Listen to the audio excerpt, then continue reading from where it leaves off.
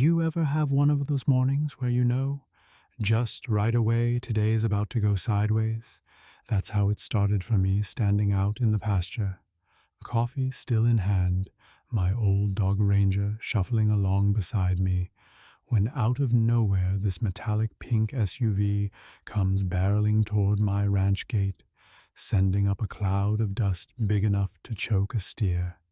Out hops this woman, platinum blonde designer jeans, clutching a clipboard like she's about to audit God, and she shouts, "I'm going to turn this place into a public park, whether you want it or not." I actually laughed, because how do you not? I'm Clayton Ward, restoration architect, and what I've got here isn't just a chunk of Texas dirt.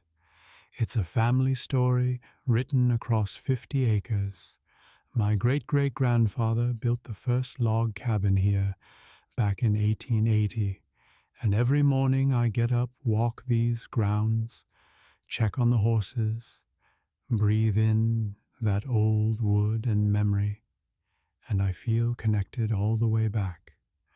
There's history in the soil, and you know what I mean? If you've ever had to defend what your family built from folks who think they know better. But let me tell you, I was not ready for the kind of rodeo Celeste Harmon was about to unleash. She stood there scanning my property with the eyes of a hawk that's already spotted her prey. "You must be Clayton Ward," she says, like she's reading my name off a ticket.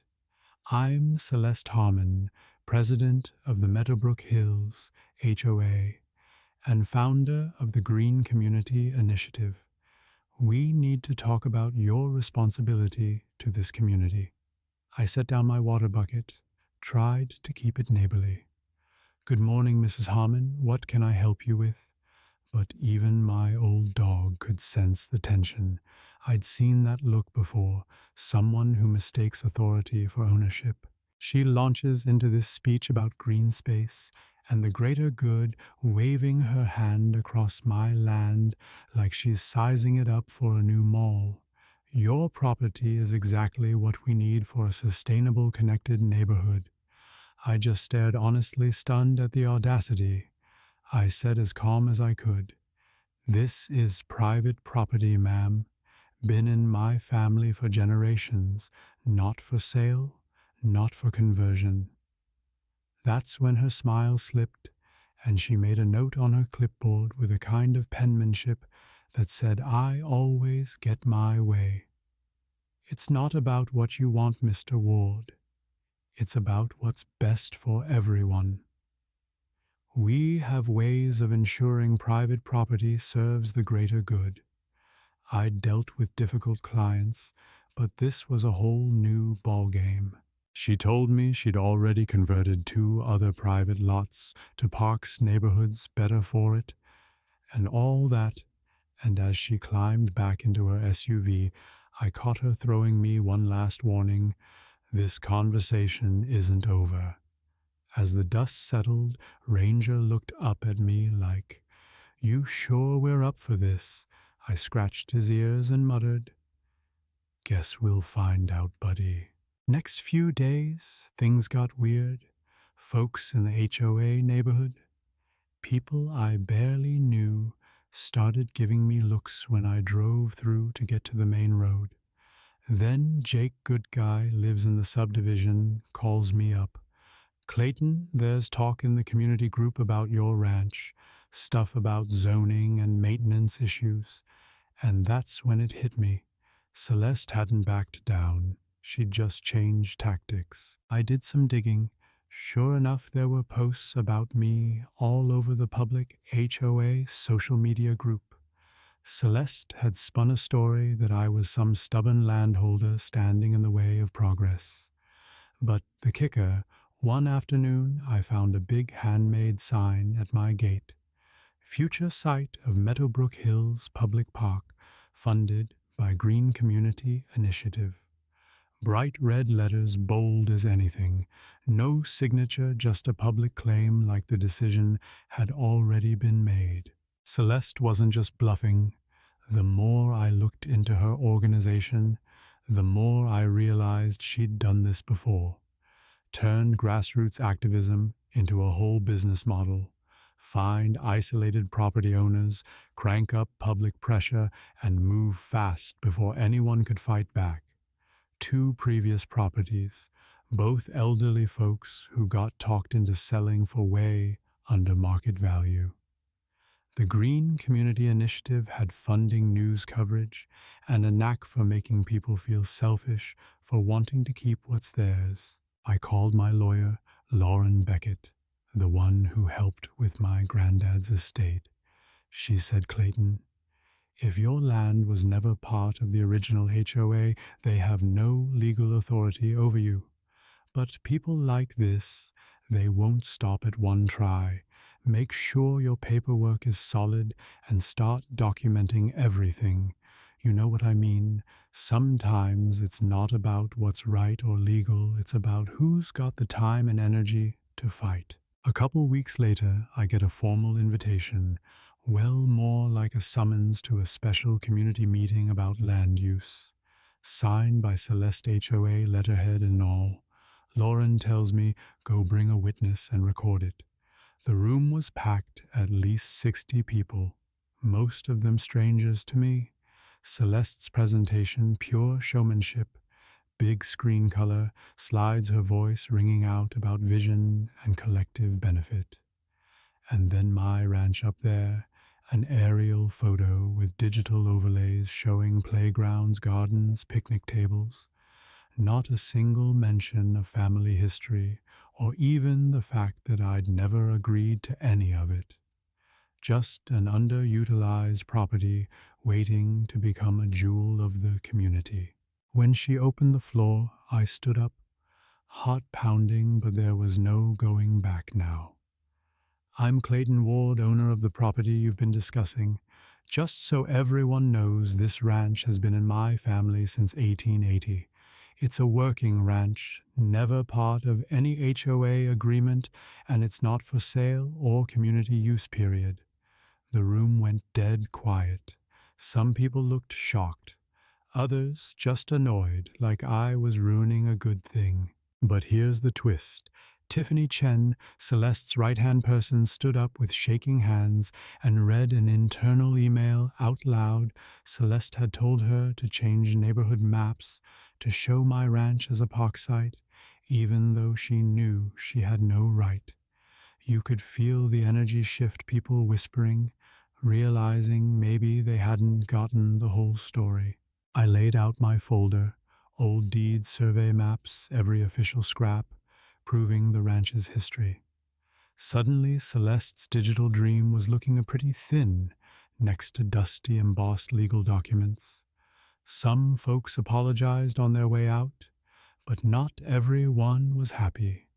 Celeste huddled with a group at the back, her voice rising. Sometimes individual rights don't trump community needs. She wasn't done fighting. That week, it started a county building inspector at 7 a.m.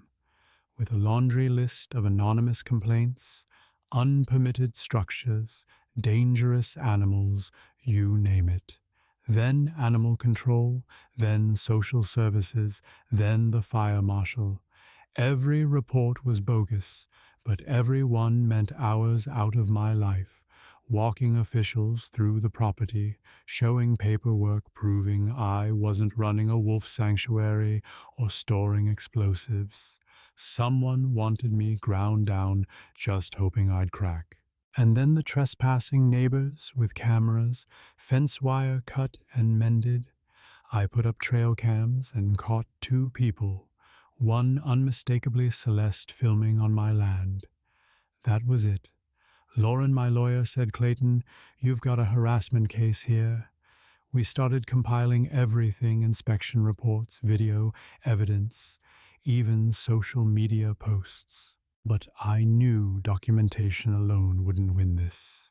So I flipped the script, called up Emma Rodriguez, an investigative journalist I knew, handed her the story. At the same time, I organized an open house ranch heritage day. I wanted folks to see with their own eyes that this wasn't some dusty, unused acreage, but a living, breathing piece of history. People showed up over 200, including Mrs. Henderson, who told stories of learning to ride here in the 1940s. My cousin Sarah brought photos, neighbors shared memories, and even some HOA members started to realize what was really going on. Then Emma uncovered the kicker. The Green Community Initiative's funding came from developers who profited from public park conversions. Not grassroots, just greenwashed business.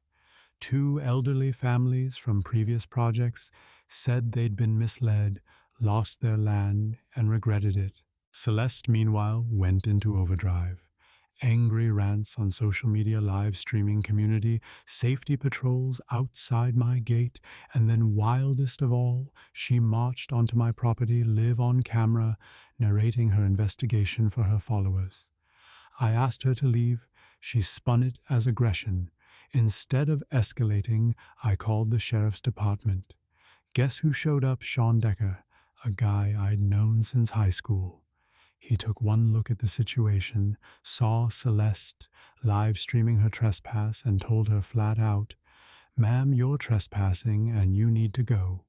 She kept up her act until he finally escorted her out on camera, no less. The fallout came quick. The live stream of Celeste melting down on my driveway spread like wildfire. Her own husband, Marcus, came to see me, said he never approved of her campaign and that he was done covering for her. He brought paperwork showing how the Green Community Initiative had become a tool for developer profits, not real community benefit. Marcus filed for divorce and agreed to testify if it came to court. The state attorney general opened an investigation for nonprofit fraud.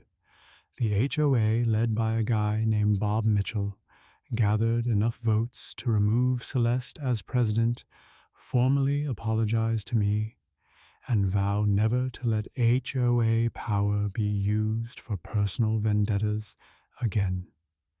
Celeste faced criminal charges, and even the groups who'd backed her before dropped her like a hot potato. Best part: the county fast-tracked my ranch for historical landmark status, protecting it for good. The next Ranch Heritage Day drew twice as many people, brought in grant money for restoration, and made my family's legacy a true community treasure.